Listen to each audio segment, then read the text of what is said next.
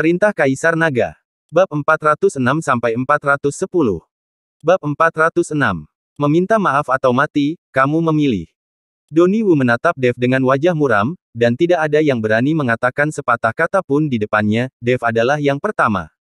Bisakah aku memilih yang ketiga? Dev tersenyum kecil. Yang ketiga, Donnie Wu terkejut. Itu untuk membiarkanmu mati. Setelah kata-kata kematian Dev diekspor, napas di tubuhnya tiba-tiba meledak. Aura menakutkan itu langsung menyebabkan napas beberapa prajurit kekuatan batin yang mengelilinginya menjadi mandek, dan kemudian dia merasa seperti sedang ditekan oleh batu besar. Kepulan, kepulan. Beberapa prajurit kekuatan internal semua berlutut dengan satu lutut, wajah mereka kesakitan, dan darah mengalir keluar dari sudut mulut mereka. Semua orang tercengang ketika mereka melihat adegan ini. Terutama lelaki tua kurus itu, matanya melebar dan tubuhnya sedikit gemetar. Aura mengerikan tadi membuatnya hampir berlutut ke tanah. Untungnya, aura itu tidak ditujukan padanya, kalau tidak dia tidak akan bisa menahannya sama sekali. Siapa kamu? Pria tua kurus itu bertanya pada Dev dengan ekspresi waspada. Namaku Dev. Dev berkata ringan. Ketika lelaki tua kurus itu mendengar ini, wajahnya tiba-tiba berubah, dan matanya penuh ketakutan. Kamu Tuan Chen. Pria tua kurus itu adalah pengurus rumah tangga besar keluarga Wu. Meskipun dia tidak berpartisipasi dalam kompetisi cincin, dia masih mendengar tentang nama Dev. Selain itu, Rei Wu mengirimnya ke villa keluarga Jiang untuk mengundang Dev berkali-kali di beberapa hari terakhir, tetapi Dev dalam retret, saya tidak melihat Dev. Sekarang mendengarkan Dev sendiri, memikirkan aura menakutkan Dev barusan, dia dapat yakin bahwa pemuda di depannya adalah orang yang membunuh Dani Jiang. Tuan Chen, kami tidak memiliki mata dan menyinggung Tuan Chen. Saya harap Tuan Chen tidak akan tersinggung. Kata lelaki tua kurus itu, dan benar-benar berlutut di depan Dev. Zibo, apa yang kamu lakukan? Mata Donnie Wu melebar, tidak bisa mempercayai pemandangan di depannya. Anda harus tahu bahwa dalam keluarga Wu, identitas Qibo dan Rei Wu dapat dikatakan sejajar, dan kekuatan mereka juga setara. Sekarang dia benar-benar berlutut di depan seorang pria muda berusia 20-an. Bukankah ini memalukan bagi keluarga Wu? Diam. Pria tua kurus itu memelototi Donnie Wu, yang terlalu takut untuk mengatakan apapun. Dev memandang pria tua kurus yang berlutut di tanah dan tidak mengatakan apa-apa, tetapi berkata kepada Evan, singkirkan semuanya, ayo pergi. Evan mengangguk, buru-buru mengemasi semua batu, dan kemudian pergi bersama Dev. Baru setelah sosok Dev menghilang, lelaki tua kurus itu berani bangkit. Tuan Wu, batu kami. Melihat Dev mengambil batu itu, Bos Cui buru-buru berkata kepada Donnie Wu. Terkunci. Begitu dia selesai berbicara, dia melihat bahwa lelaki tua kurus itu memberi Bos Cui mulut secara langsung, menyebabkan Bos Cui pusing dan wajahnya bengkak. Qibo, apa yang terjadi? Donnie Wu bertanya dengan wajah bingung. Tuan muda tertua, kami telah membuat kesalahan besar, kami harus membuat kesalahan besar, masalah ini harus diputuskan oleh Tuan. Pria tua kurus itu menghela nafas dan kembali dengan Donnie. Keluarga Wu, Rei Wu sangat marah setelah mendengarnya. Binatang, Nizi, aku membunuhmu. Rei Wu menamparkan kepala Donnie Wu dengan tamparan. Tapi dia dihentikan oleh Qibo, Tuan, bahkan jika Anda membunuh Tuan muda tertua, itu tidak akan ada gunanya. Yang perlu kita lakukan sekarang adalah membiarkan Tuan Chen menghilangkan kesan buruk dari keluarga Wu saya. Ya, saya secara pribadi akan meminta maaf kepada Tuan Chen. Rei Wu mengangguk lagi dan lagi, buru-buru berlari kembali ke kamarnya, dan mengeluarkan ratusan tahun ramuan obat yang dia hargai. Donnie Wu berlutut di tanah, gemetar, dan berkata kepada Qibo dengan wajah penuh keluhan, Qibo, siapa pria itu? Mengapa kamu dan ayah takut padanya? Bab 407 minta maaf. Tuan muda tertua, jangan bicarakan itu, dialah yang membunuh Dani Jiang dalam kompetisi cincin. Dia membunuh keluarga Wei dan keluarga Jiang. Apakah menurut Anda keluarga Wu juga mengikuti jejak keluarga Jiang? Zeb berkata dengan tajam. Kali ini, wajah Donnie Wu pucat, ketakutan setengah mati, dan dia bergumam, aku tidak tahu, ini, apa yang harus aku lakukan. Binatang, ikuti aku. Rei Wu mengambil Donnie Wu dan pergi. Di villa keluarga Jiang, Dev, Yuki dan Ellie sedang makan malam. Linger, jangan kembali ke rumah kecilmu di malam hari, tetaplah di sini, hanya untuk menemaniku. Yuki mengikuti Ellie dan berkata, Aku bukan bola lampu. Kalian berdua tinggal bersama di malam hari. Apa yang aku lakukan di sebelahku? Dengarkan suaranya. Ellie tersenyum. Yuki tersipu, memelototi Gullinger dan berkata, jangan bicara omong kosong, kami berdua sangat polos, kami tidak pernah tidur bersama. Semuanya sudah mapan, tidak apa-apa tidur bersama, dan punya bayi lebih awal. Ellie menatap Yuki dengan ekspresi lucu dan berkata, persetan, aku tidak melahirkan sepagi ini, aku belum cukup bersenang-senang. Yuki memutar matanya. Dev tidak mengatakan sepatah kata pun, dia buru-buru mengambil beberapa gigitan makanan dan berjalan pergi, kedua gadis ini bersama dan berani mengatakan apapun. Duduk di sofa, Dev berencana untuk berlatih sebentar, tetapi melihat seorang bawahan masuk. Tuan Chen, kepala keluarga Wu meminta untuk bertemu denganmu. Kata bawahan. Dev tidak memiliki kejutan, dengan karakter Rei Wu, setelah dia mengetahuinya, dia pasti akan datang. Katakan saja aku tidak punya waktu. Dev melambaikan tangannya. Tak lama kemudian orang-orang itu keluar. Di luar villa, Rei Wu dan Donnie Wu sedang menunggu dengan cemas di luar, memegang kotak hadiah yang sangat halus di tangannya. Melihat orang yang memberi tahu laporan itu keluar, Rei Wu bergegas maju, adik laki-laki, apa yang dikatakan Tuan Chen? Tuan Chen tidak punya waktu. Setelah bawahannya selesai berbicara, mereka menutup pintu villa. Rei Wu dan Donnie Wu ada di luar, dan mereka sedikit tercengang untuk sementara waktu. Apa yang harus kita lakukan? Donnie Wu bertanya dengan hati-hati. Terkunci. Rei Wu langsung memberi Donnie Wu mulut besar, berlututlah untukku, terus berlutut di sini, berlutut sampai Tuan Chen melihat kita. Beraninya Donnie Wu tidak mendengarkan, dia buru-buru berlutut di pintu, sementara Rei Wu kembali ke mobil dan menunggu dengan tenang. Di malam hari, tiba-tiba ada guntur dan kilat, dan hujan turun. Rei Wu duduk di mobil dan melihat Donnie Wu berlutut di tengah hujan. Tidak ada gerakan di wajahnya. Keesokan harinya, setelah hujan dan langit, pelangi muncul dari langit. Cantik. Yuki dan Ellie melihat pelangi dan berteriak gembira. Dev bernapas di halaman dan menggerakkan tubuhnya. Seorang bawahan datang dan membisikkan beberapa kata di telinga Dev. Dev tertegun sejenak, dan kemudian senyum muncul di sudut mulutnya, keluar dan lihatlah. Pintu villa terbuka, dan setelah Dev keluar, dia melihat Donnie Wu masih berlutut di tanah, dan tubuhnya basah. Melihat Dev keluar, Rei Wu buru-buru menyapanya, Tuan Chen, anjing itu bodoh.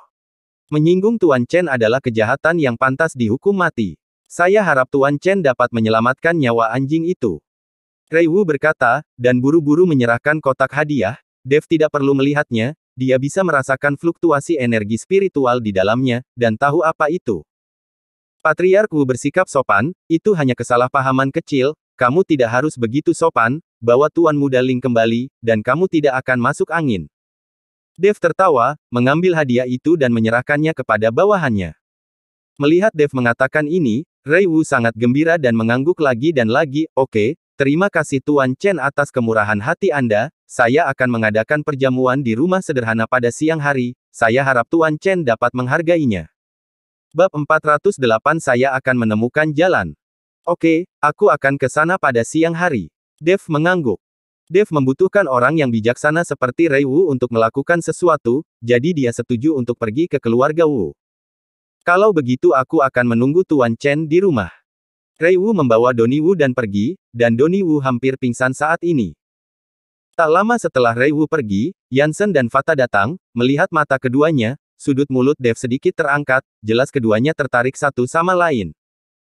Tuan Istana, Yao Wangfu telah mengirim seseorang untuk mendesak keseimbangan bahan obat, mengatakan bahwa bahan obat telah disiapkan, tunggu saja saldonya tiba, lalu kirim barangnya.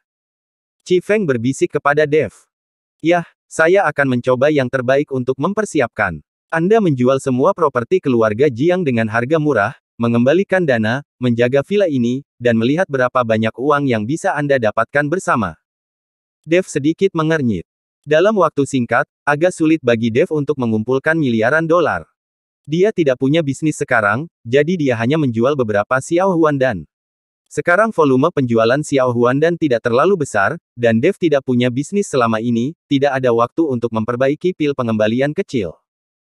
Meskipun Aula Harimau dan Aula Fata tidak kecil, mereka adalah geng, dan tidak banyak properti atas nama mereka, selain itu, ada ribuan saudara yang harus didukung, dan mereka tidak dapat menghasilkan banyak uang sama sekali. Iya, Fata mengangguk, tetapi hal-hal ini akan sulit dilakukan dalam waktu singkat, dan itu akan memakan waktu, tetapi saya telah mengirim seseorang kembali ke Yao Wangfu, dalam beberapa hari tenggang. Tuan Istana, kalau tidak saya akan menjual semua properti Aula Harimau di Hongcheng, dan saya dapat mengumpulkan sejumlah uang. Bagaimanapun, ada beberapa rakyat jelata di Aula Harimau saya. Ketika saya tiba di ibu kota provinsi, saya menyadari bahwa saya adalah seorang bercanda. Yansen mengikuti Dev dan berkata. Dev melirik Yansen dan tersenyum ringan, kamu juga ingin datang ke ibu kota provinsi untuk pembangunan. Aku. Yansen melihat ekspresi Dev, wajahnya tiba-tiba memerah, dia tidak tahu harus berkata apa. Fata sedikit menundukkan kepalanya dan tertawa diam-diam. Dalam kasus Aula Harimau, Anda dapat menemukan seseorang yang dapat Anda percaya untuk merawatnya. Kali ini, setelah bahan obat dari Yao Wangfu tiba, saya akan memurnikan pil obat untuk Anda, dan mencoba membuat terobosan kekuatan Anda di waktu sesingkat mungkin. Dev mengerti apa maksud Yansen dan tahu bahwa dia ingin tinggal di ibu kota provinsi untuk pembangunan. Bagaimanapun, Fata berada di ibu kota provinsi, dan kekuatan Fata jauh lebih tinggi darinya. Sebagai pria besar, wajah Yansen agak tak sedap dipandang. Benarkah? Yansen tiba-tiba terkejut, terima kasih banyak, Hallmaster. Kamu ikuti aku, tentu saja aku tidak akan membiarkanmu lebih rendah dari orang lain, atau akan memalukan bagi istana Tianlong kita. Dev bangkit dan menepuk bahu Yansen sambil tersenyum. Hei, kalau saja kamu tahu di mana aula lainnya, total ada 13 aula, dan kamu pasti bisa menghasilkan uang. Yansen tiba-tiba menghela nafas. Oke, lakukan yang terbaik. Aku akan menemukan cara tentang uang. Silakan kunjungi pasar di sini. Semuanya cukup bagus. Dev tersenyum dan melambaikan tangannya. Fata tersipu dan berjalan keluar, sementara Yansen menatap Dev dengan penuh terima kasih, dan mengikutinya keluar. Fata dan Yansen berjalan kembali, Dev sedikit mengernyit, miliaran uang, ini bukan jumlah yang kecil, di mana mendapatkannya. Jika benar-benar tidak mungkin, mereka hanya bisa mengikuti ayah mertua mereka Juan Su untuk meminta bantuan. Namun, meskipun keluarga Su adalah orang terkaya di Hongcheng, mereka belum tentu memiliki banyak dana. Sisanya adalah aset. Dibutuhkan waktu.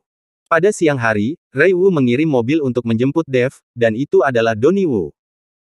Pada saat ini, Donnie Wu sudah berganti pakaian, dan wajahnya jauh lebih baik. Melihat Dev keluar, Donnie Wu segera membuka pintu mobil dengan hormat, Tuan Chen, silakan masuk ke dalam mobil.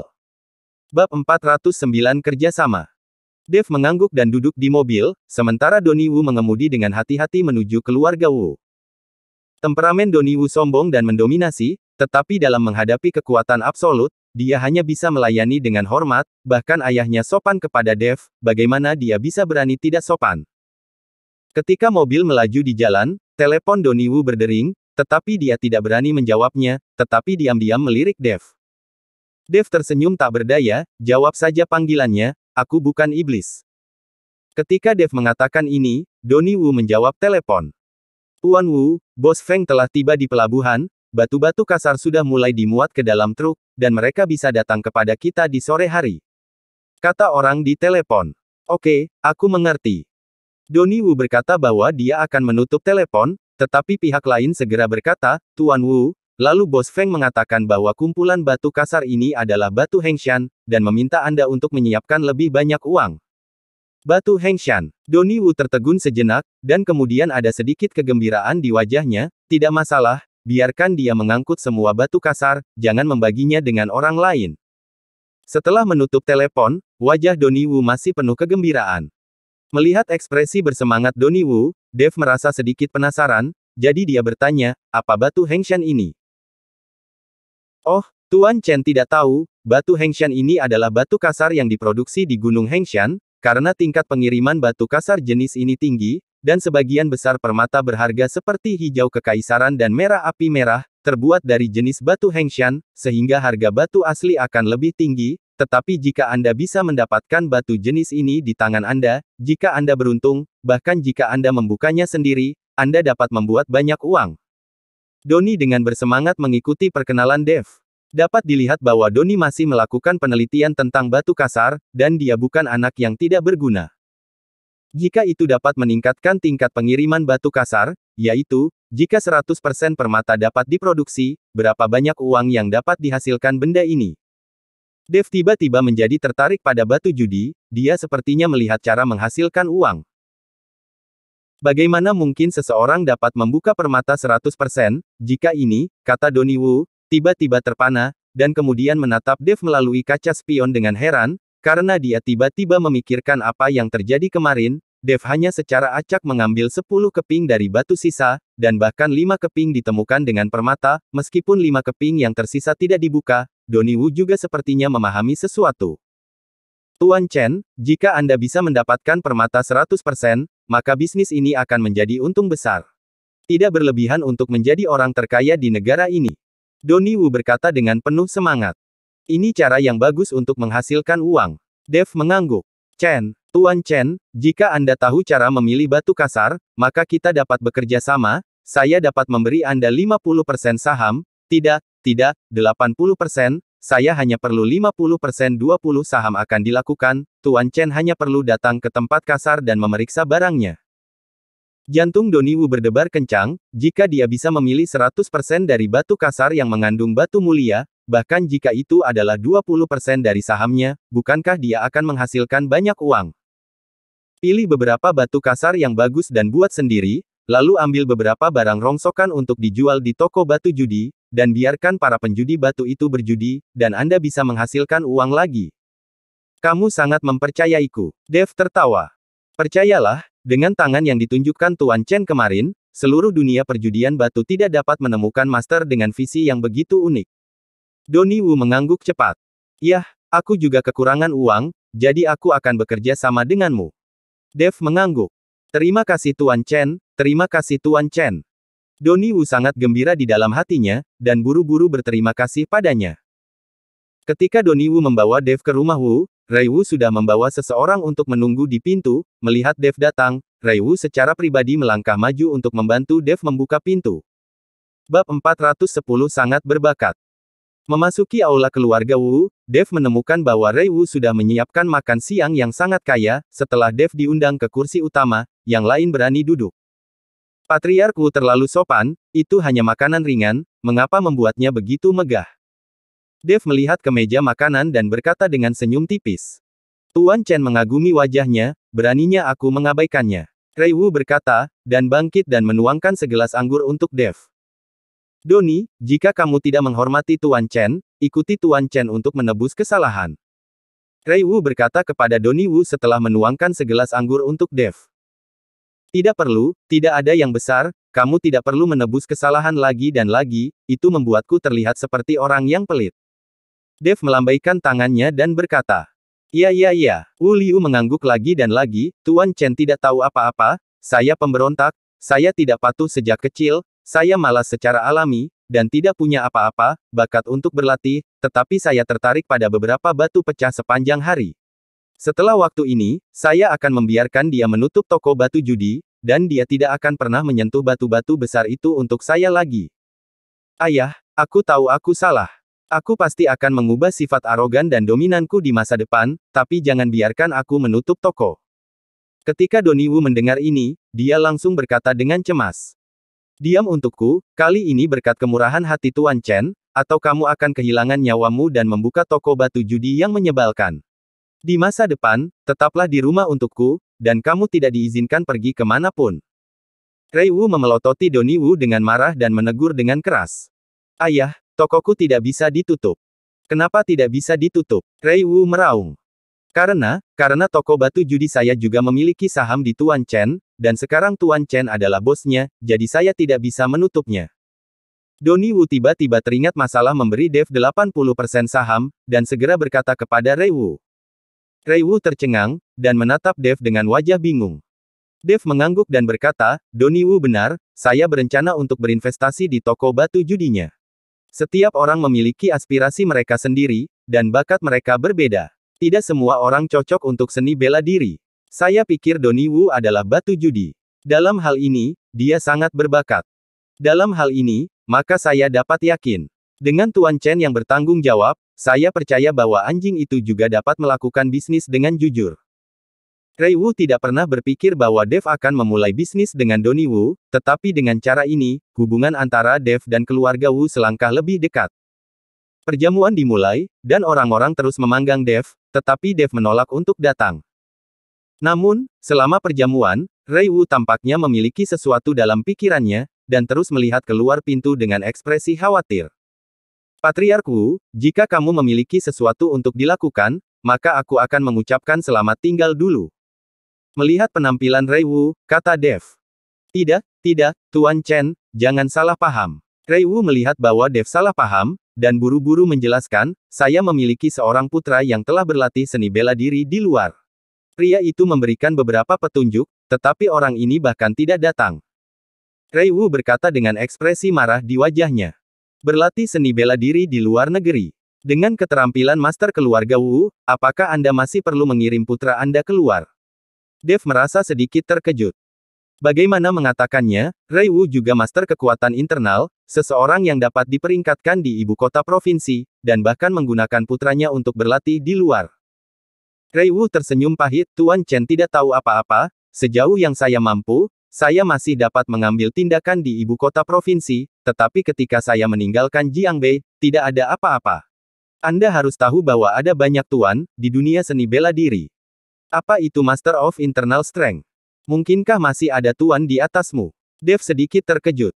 Lagi pula, dia bukan orang di dunia seni bela diri, dan dia tidak mengolah ki, jadi dia tidak tahu level dunia seni bela diri abadi tuan. Bersambung.